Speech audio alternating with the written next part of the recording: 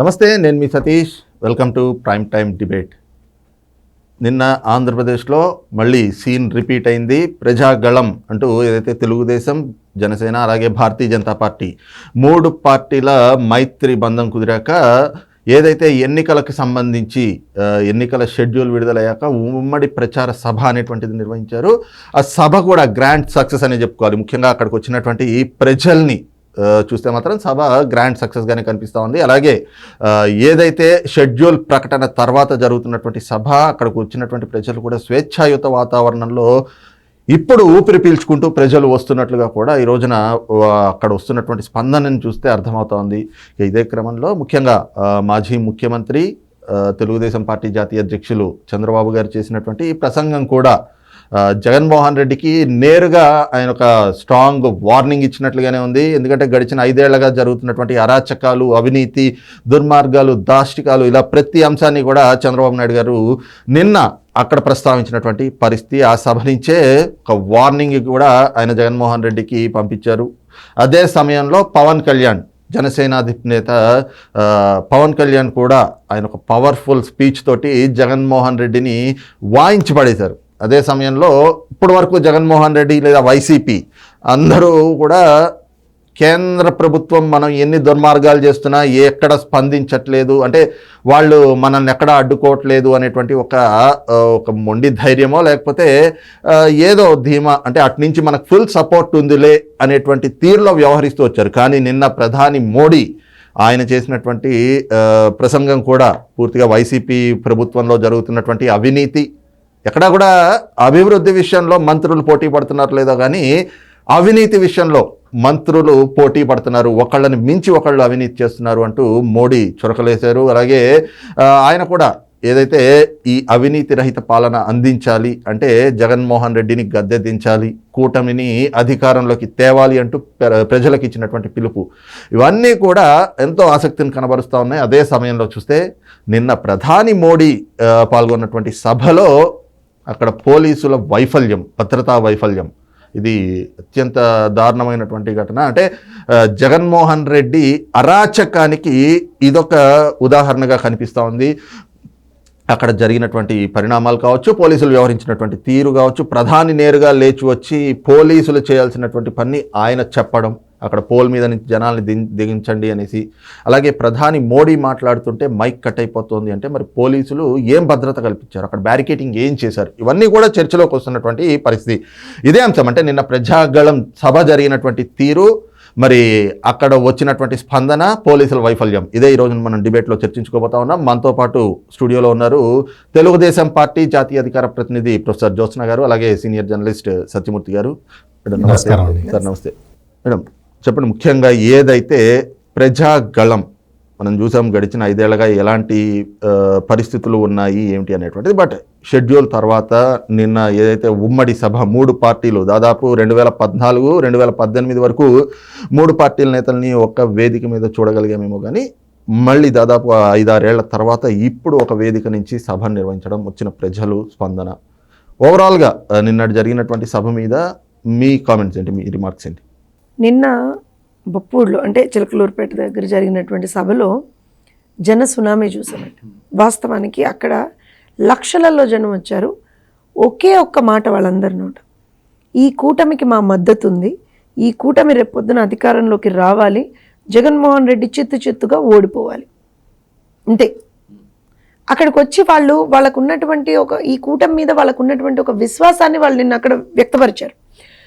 కాకపోతే కొంత డెఫినెట్గా మీరు ఇందాక ఇంట్రొడక్షన్ రిమార్క్స్లో చెప్పినట్టుగా పోలీసుల సైడ్ నుంచి అయితే కొంచెం కాదండి, భయంకరమైనటువంటి ఒక కుట్ర నాలనిపించింది నాకైతే. దాన్ని సాక్షాత్తు ప్రధానమంత్రి మోదీ వచ్చేటువంటి సభ, ఇలాంటివి మేము చాలా సందర్భాల్లో మేము ఎప్పటి నుంచో చెప్తున్నాం. అటు తెలుగుదేశం పార్టీ మీటింగులు పెట్టినా, లేకపోతే మొన్న 1-2 మీటింగ్స్ తెలుగుదేశం పార్టీ జనసేన కలిపి పెట్టినా సరే ఎక్కడికక్కడ పోలీసుల వైఫల్యం అనేటువంటిది కనపడతా ఉంది. వాళ్ళు ఒక రకంగా అంటే ఏదో కాన్స్పిరసీ, వైఫల్యం అనడం కూడా దాన్ని కుట్ర కోణంలోనే చూడాలని అనిపించింది నాకు. ఈవెన్ నిన్న కూడా చూస్తే మనం సాక్షాత్తు ప్రధానమంత్రి గారు వచ్చేటువంటి సభకి కనీసం మీరు అక్కడ నాకు తెలిసి బేసిక్ సెక్యూరిటీ అరేంజ్మెంట్స్ కూడా లేవు. సభా వేదిక నుంచి ఫస్ట్ గ్యాలరీ వరకు ఎంతైతే మధ్యలో ప్లేస్ ఉండిందో అక్కడ మీకు not even more than 6 to 7 police people. మధ్యాహ్న సమయంలో మేము సభావేదిక దగ్గరికి వెళ్ళినప్పుడు 2 గంటల ప్రాంతంలో అనుకుంటా కనీసం అక్కడ పోలీసులే లేరండి. అలానే నిన్న మోదీ గారు మాట్లాడుతుండగానే అప్పటికే ఆల్మోస్ట్ ఒక 70-80% మంది పోలీసులు వెళ్ళిపోతున్నారు. అంటే వాళ్ళు ఎందుకంత నిర్లక్ష్యంగా వ్యవహరించారు అనేటువంటిది ఎవరికీ తెలియదు. లక్షలలో జనాలు వచ్చారు, విపరీతమైనటువంటి క్రౌడ్ ఉంది. క్రౌడ్ మేనేజ్మెంట్లో మా వాలంటీర్లు నిజంగా బ్రహ్మాండమైనటువంటి పాత్ర పోషించారు.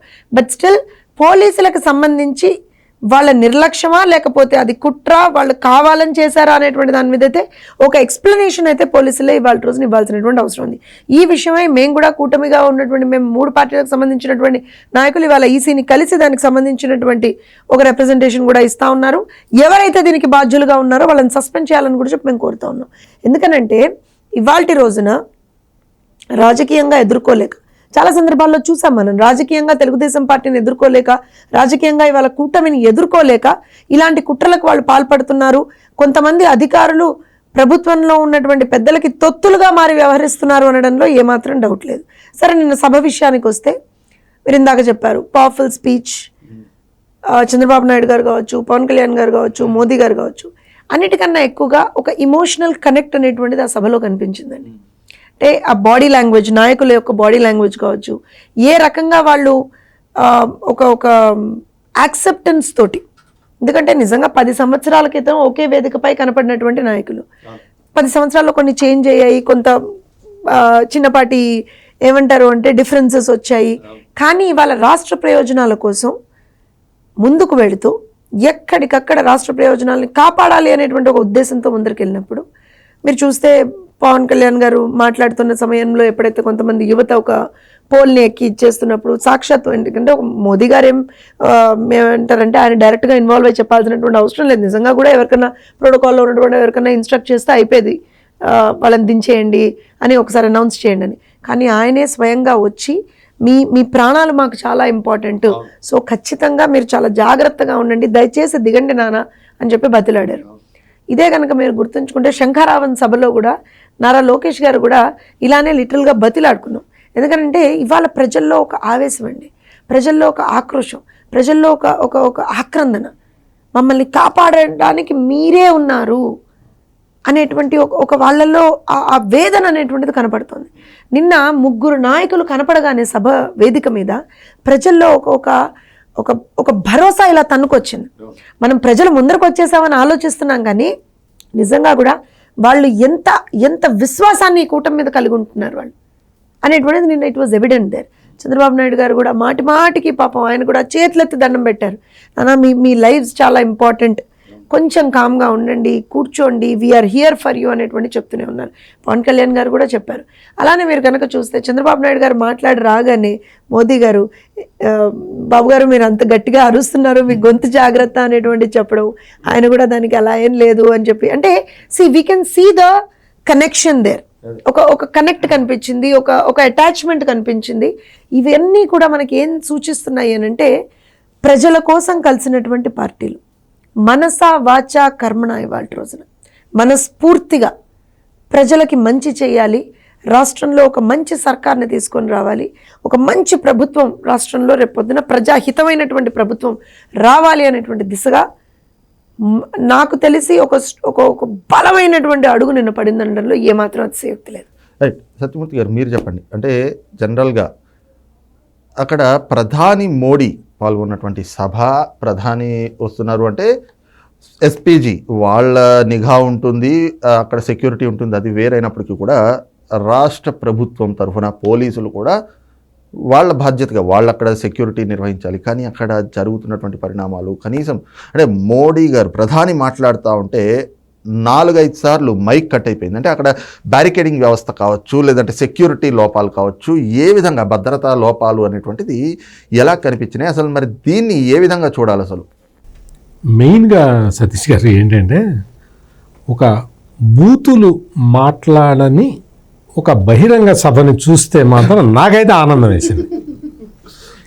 ఎక్కడా కూడా ఏ నాయకుడు కూడా వాళ్ళ హోదాలకి తగ్గట్టు మాట్లాడారు, కానీ బూతులు మాట్లాడటం, చాలా అసహ్యకరమైన వ్యాఖ్యలు చేయటం, జుగుప్సాకరమైన భాషని ప్రయోగించటం, ఒక పరులని ఇతరులని కించపరిచే విధంగా ప్రవర్తించటం, ఇటువంటివి లేని ఒక బహిరంగ సభని చూసి చాలా కాలమైంది సతీష్ గారు. నాకైతే ఆ మీటింగు చూస్తున్నంతసేపు ఆ భావన అయితే కలిగింది. రాష్ట్రాన్ని అభివృద్ధి చేయాలి, ఎట్లా అభివృద్ధి చేయాలి అని ఎవరి తరహాల వాళ్ళు, అంటే ఎట్లా నాశనమైంది, మేము ఎట్లా అభివృద్ధి చేయాలనుకుంటున్నాం అనే మాటలు వింటే చాలామంది వాళ్ళు నిజంగా అనుకొని ఉంటారు. మామూలుగా మనం చూసాం కదా, మనం సిద్ధం మీటింగులు కానీ లేకపోతే వీళ్ళు వైసీపీ చేస్తున్న మీటింగులు చూసాం కదా. ఎంతసేపటికి ఇప్పుడు నేను ఏం 5 సంవత్సరాలు నీకు మ్యాండేట్ ఇచ్చారు, 5 సంవత్సరాల్లో నేను ఇది చేశాను, ఈ విధంగా పోలవరాన్ని కట్టేసి నేను నీళ్లు వదిలాను, కావాలంటే వెళ్ళి చూసుకోండి శిలాఫలకం మీద నా పేరు ఉంది అని చెప్పాలి కదా. రాజధాని అమరావతిని చంద్రబాబు నాయుడు కట్టలేదు, నేను కట్టి చూపించాను, చూడండి వెళ్ళి శిలాఫలకం మీద నా పేరు ఉంటుందని చెప్పాలి కదా.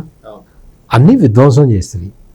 ఆఖరికి విశాఖపట్నంలో మిలీనియం టవర్స్తో సహా అన్ని విధ్వంసం చేస్తుంది. ఇటువంటి పనులు చేసి వేదిక మీదకి వచ్చి పవన్ కళ్యాణ్ 3 పెళ్ళిళ్ళు, లేకపోతే ఈనాడుని, ఆంధ్రజ్యోతిని, TV5ని తిట్టడం, నాకేమీ లేదు, నాకే ఛానల్ లేదని చెప్పటం, అంటే అన్నీ అబద్ధాలు, బూతులు, దీనికి సంబంధించిన జుగుప్సాకరమైన వ్యాఖ్యలు తప్ప. సిద్ధం సభల్లో అయితే మొత్తం ఇదే కదా. ఇప్పుడు జరిగింది, నిన్న ఇంతమంది జనం వచ్చారు, వైసీపీకి చెందిన అంటే సాక్షి వాళ్ళని కూడా నేను వైసీపీ వాళ్ళ కింద లెక్కేస్తున్నాను, ఏమనుకోవద్దు. అంటే మనం జర్నలిస్టులుగా ఆ మాట అనకూడదు, కానీ ఖచ్చితంగా చెప్పాల్సిన పరిస్థితి ఏర్పడ్డది. ఈ వైసీపీ కార్యకర్తల లాంటి సాక్షి ఫోటోగ్రాఫర్లు, రిపోర్టర్లు కూడా వచ్చి ఉంటారు. వాళ్ళని ఎవరన్నా తెలుగుదేశం వాళ్ళు అడ్డుకున్నట్టు మీరు ఏమన్నా చూసారా? ఎవరన్నా జనసేన వాళ్ళు మీరు రావడానికి వీలు లేదన్నట్టు మీరు ఎక్కడన్నా విన్నారా? ఏదన్నా అటువంటి ఇన్సిడెంట్స్ ఏమైనా జరిగిందా? బీజేపీ వాళ్ళు ఏమన్నా అబ్జెక్షన్ చెప్పారా? ఏమీ చెప్పలేదు. వైసీపీ వాళ్ళు కూడా వచ్చి ఉంటారు కదా, అంటే సాక్షి టీవీ వాళ్ళు, సాక్షి పేపర్ వాళ్ళు కూడా ఖచ్చితంగా వచ్చి ఉంటారు కదా. ఖాళీ కుర్చీలు చూపించడానికైనా వాళ్ళు రావాలి కదా, వాళ్ళ డ్యూటీ అదే కదా. కానీ ఎక్కడన్నా కొట్టారా? రాప్తాడు మీటింగ్లో ఆంధ్రజ్యోతి ఫోటోగ్రాఫర్ శ్రీకృష్ణ మీద దాడి చేయడాన్ని మనం చూసాం. ఎందుకు దాడి చేయాలి? ఎందుకు దాడి చేయాలి? ఖాళీ కుర్చీలు ఉంటే చూపించుకో.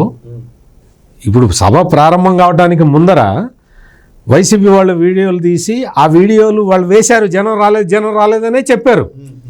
దట్ ఈజ్ యువర్ లిబర్టీ, చెప్పుకో, నీ ఇష్టం. కానీ సాక్షి వాళ్ళని వీళ్ళు కొట్టలేదు కదా. యాజ్ ఎ జర్నలిస్ట్ నేను మాట్లాడుతున్నాను, కొట్టలేదు కదా. నువ్వు చూపించేది నువ్వు చూపించుకున్నావు, సోషల్ మీడియాలో ప్రచారం చేసుకున్నావు.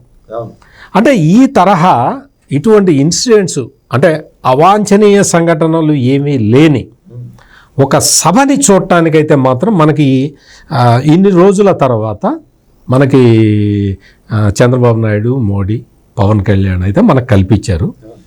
అందుకు ఇంకొక విషయం ఏంటంటే వాళ్ళు ఏం చేస్తారో చెప్తూ ఉన్నారు. అంటే రాష్ట్రాన్ని ఎట్లా ముందరికి తీసుకెళ్ళాలి, ఎట్లా వెనకబడిపోయింది. మీరు అన్నట్టు మీ కామెంట్లో మీరు చెప్పినట్టు మంత్రులు అంటే అసలు ఆరోగ్య శాఖ మంత్రి ఎవరో చెప్పగలరా? మీరు హోంమంత్రి ఎవరో చెప్పగలరా? మొన్న ఎవరో ఒక ఆయన చెబుతున్నారు ట్రాన్స్పోర్ట్ మంత్రి ఎవరు అని వెతికితే ఎక్కడ దొరకట్లే.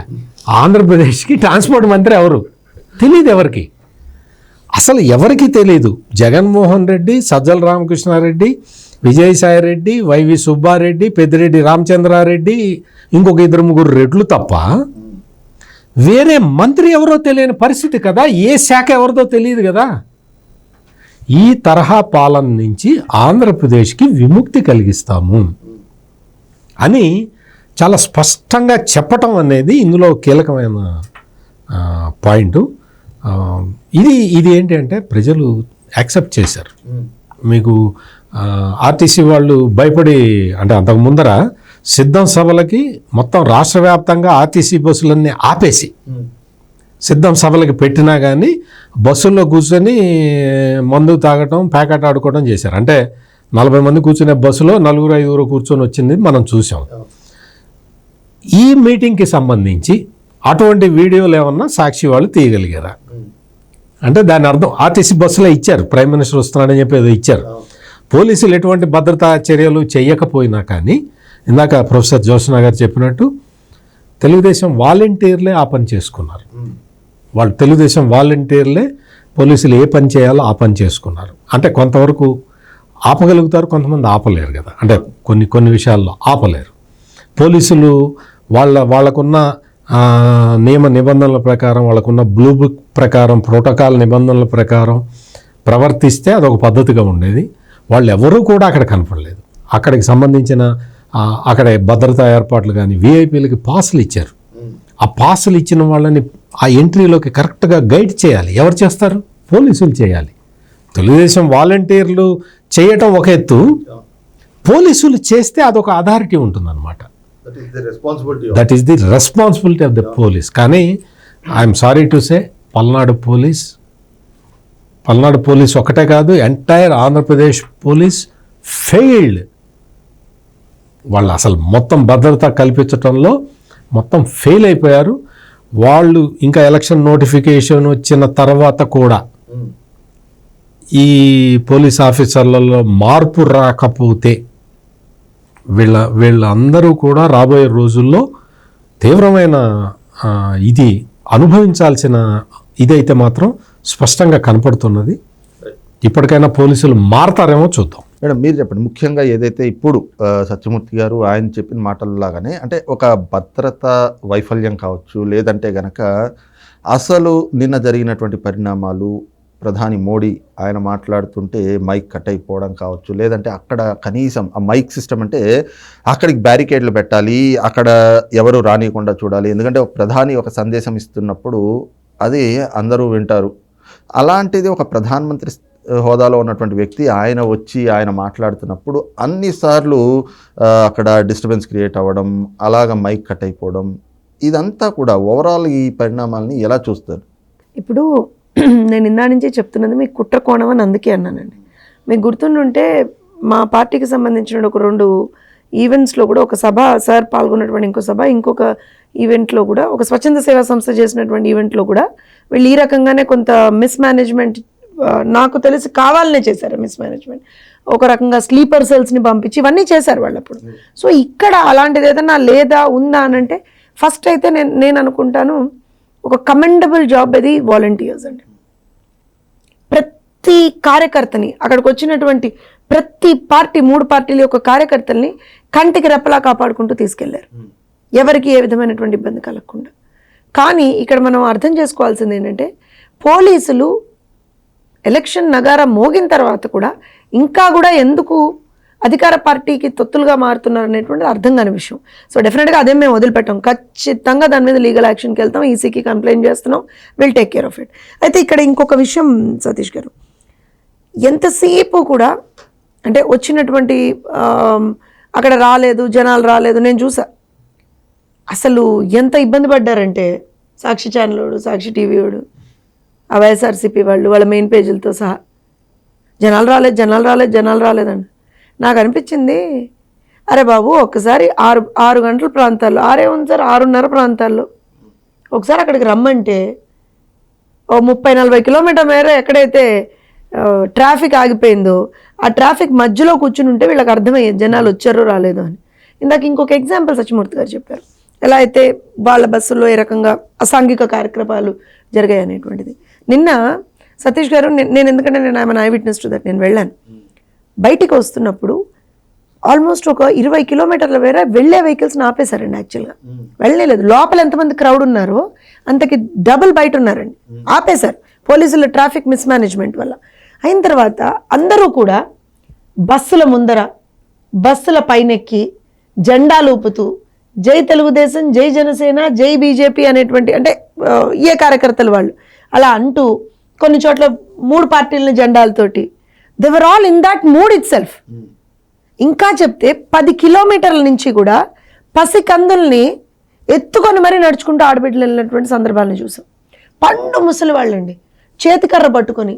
ఒక్కసారైనా సరే ఆ 3 నాయకుల్ని మేము చూడాలి, ఒక్కసారైనా సరే వాళ్ళని చూస్తే మాకు ధైర్యం అనేటువంటి దాంతో వచ్చారు. సో స్వచ్ఛందంగా తరలిన జనాల్ని మనం ఏం చేయలేమండి. వాళ్ళలాగా వైఎస్ఆర్సీపీ సభలా ఇవేమన్నా ఇందాక సార్ అన్నారు సార్ బూతులు మాట్లాడినట్టు సభను ఒకటి చూశానండి చాలా సంతోషం అన్నారు. సార్ అది వైఎస్ఆర్సీపీ సభ కాదు సార్, వైఎస్ఆర్సీపీ వాళ్ళు కండక్ట్ చేసే సభ కాదు, వాళ్ళ నాయకులు ఉండేటువంటి సభ కాదు, అది తెలుగుదేశం జనసేన బీజేపీ కూటమి చేస్తున్నటువంటి సభ. సో ఖచ్చితంగా మనకి ఇలాంటివే కనబడతాయి సార్. ఇక్కడ ఇంకో విషయం, జనాలు లేరు జనాలు లేరు జనాలు లేరు అని బాధపడ్డటువంటి వాళ్ళందరికీ జనాలు లేరని చెప్తారు, మైక్ దగ్గరికి జనాలు వచ్చేసారు, మైకులు మేనేజ్ చేయలేకపోయారని చెప్తారు, మజ్జిగ ప్యాకెట్లు సరిగ్గా ఇవ్వలేదని చెప్తారు.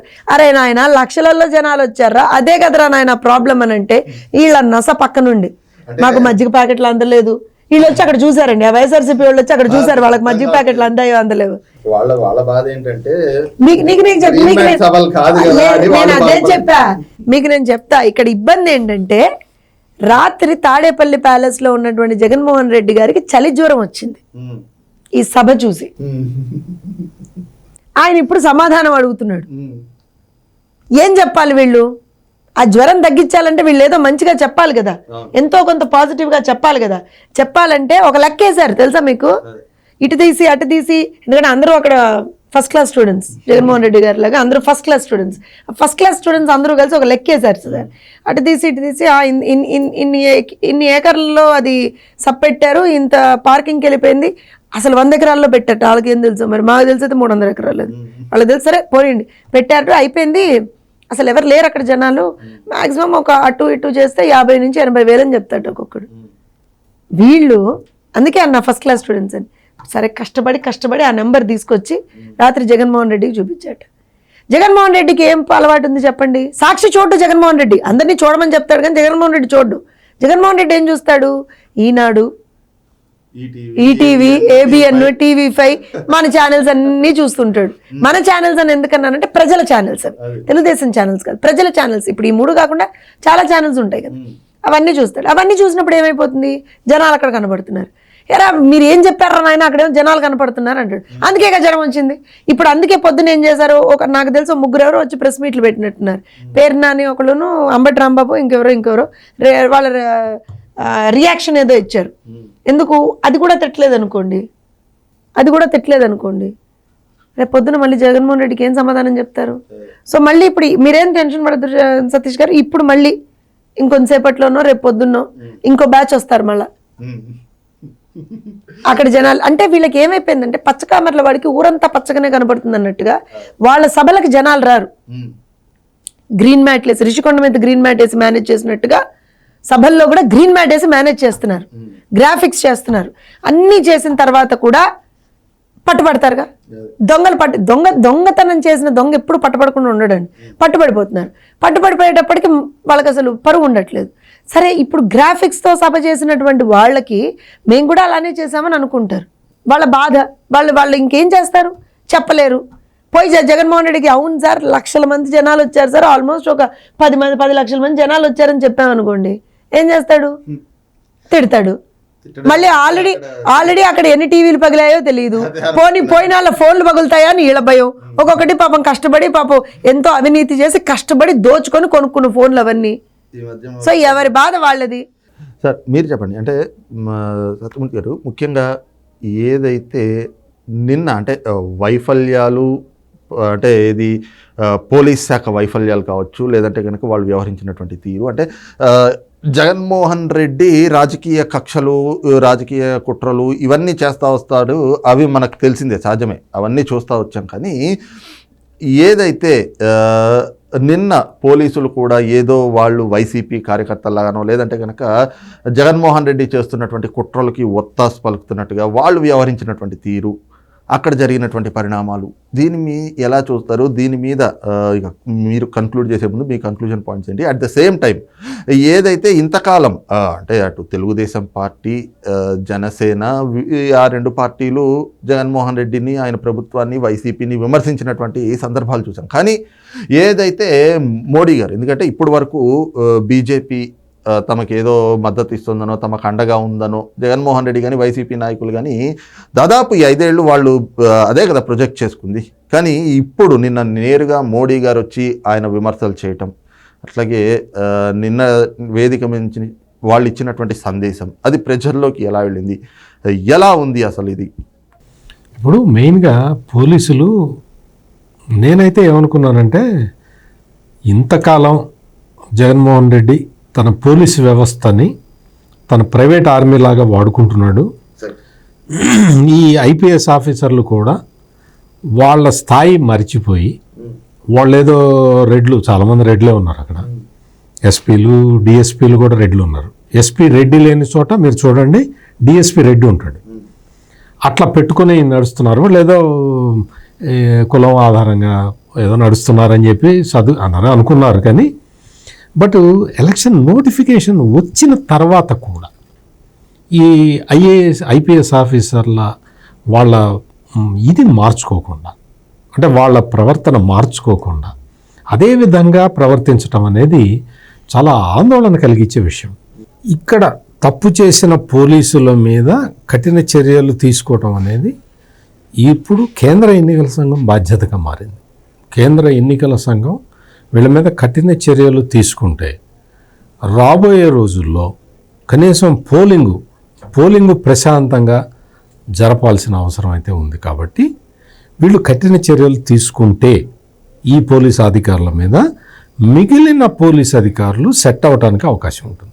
లేకపోతే ఇదే తరహాలో వైసీపీ నుంచి వచ్చే ఆదేశాల మేరకు పోలీసులు పనిచేస్తే భద్రతా వైఫల్యం అటుంచి ఇంకొక వైపు ప్రజాస్వామ్యానికే ప్రమాదం జరుగుతుంది. ఫ్రీ అండ్ ఫెయిర్ పోలింగ్ జరగకపోతే ప్రజాస్వామ్య వ్యవస్థ మొత్తం నాశనం అయిపోయినట్లు లెక్కేసుకోవాలి. అది బాబాసాహెబ్ అంబేద్కర్ రచించిన రాజ్యాంగానికే అవమానం జరిగినట్టుగా మనం భావించాల్సి ఉంటుంది. కాబట్టి ఖచ్చితంగా ఈ బ్రీచ్ ఆఫ్ సెక్యూరిటీ మీద కఠిన చర్యలు తీసుకోవాల్సిన అవసరం కేంద్ర ఎన్నికల సంఘానికి ఉంది. రైట్, ఇది చూస్తున్నాం కదా. మొత్తంగా ఏదైతే నిన్నటి సభతోటి ముగ్గురు నేతలు కూడా రాబోయేటువంటి రోజుల్లో భవిష్యత్తులో అంటే రేపు ఎన్నికల తర్వాత ఆంధ్ర రాష్ట్రాన్ని ఏ విధంగా అభివృద్ధి చేస్తాము, అలాగే ఈ గడిచిన 5 ఏళ్లుగా ప్రజల మీద పడుతున్నటువంటి భారం కావచ్చు, లేదా ఇతర అంశాలు, అంటే ఏ విధంగా ప్రజలు ఒక వేధింపులకు గురవుతూ వచ్చారో, ఎలాంటి ఒక దుర్మార్గాలని చూస్తూ వచ్చారో అలాంటి పరిస్థితులన్నింటినీ చక్కదిద్దుతూ అదే సమయంలో అభివృద్ధి ఏదైతే తిరోగమనం పట్టిందో దాన్ని కూడా మళ్ళీ పురోగమనం చెందే విధంగా తీసుకొచ్చేటువంటి దానికి సంబంధించి ఒక అద్భుతమైనటువంటి సందేశాన్ని కూడా ఇచ్చారు. ప్రజలు కూడా ఇప్పుడు ఏదైతే ఈ కూటమి నుంచి ఇచ్చినటువంటి ఆ సందేశం, నిన్న ప్రజాగళం ఏదైతే ఉందో ఆ సందేశం పైన ఎన్నో ఆశలు పెట్టుకున్నటువంటి పరిస్థితి కూడా కనిపిస్తోంది. అదే సమయంలో నిన్న ఏదైతే అక్కడ సభలో పోలీసులు వ్యవహరించినటువంటి తీరు కావచ్చు, అది పోలీస్ వ్యవస్థ చేసినటువంటి, అంటే వాళ్ళు చెందినటువంటి ఒక వైఫల్యం కూడా ఒక ఆక్షేపణీయమైనటువంటి పరిస్థితిగా కనిపిస్తోంది. అదే సమయంలో ఎవరైతే బాధ్యులైనటువంటి పోలీసులు ఉన్నారో వాళ్ళ మీద చర్యలు తీసుకోవాల్సినటువంటి ఆవశ్యకత కూడా కనిపిస్తోంది అన్నటువంటి భావాన్ని తెలుగుదేశం పార్టీ జాతీయ అధికార ప్రతినిధి ప్రొఫెసర్ జ్యోత్స్న గారు, అలాగే సీనియర్ జర్నలిస్ట్ సత్యమూర్తి గారు కూడా వ్యక్తం చేస్తున్నారు. మరి ఇది ఇవాళ డిబేట్. మరొక అంశంతో మళ్ళీ రేపటి డిబేట్లో కలుసుకుందాం. ధన్యవాదాలు. Thank you sir. నమస్కారం అండి.